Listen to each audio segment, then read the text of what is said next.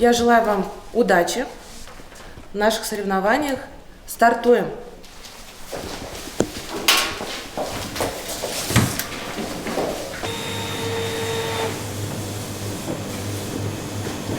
Критерий у нас очень много прописано. Мы оцениваем не только, как ребята работают, также мы смотрим, как они соблюдают правильность технологий при приготовлении определенных блюд. Следим за тем, чтобы была чистота на рабочем месте, это потому что от чистоты зависит и энергетика блюда, которое готовится. В каждой компетенции есть свои, конечно, особенности. На всех этапах подготовки соревнований подготовить участника таким образом, чтобы он не допускал ошибки. Если бы не было жестких правил, как можно было бы определить лучшего из лучших?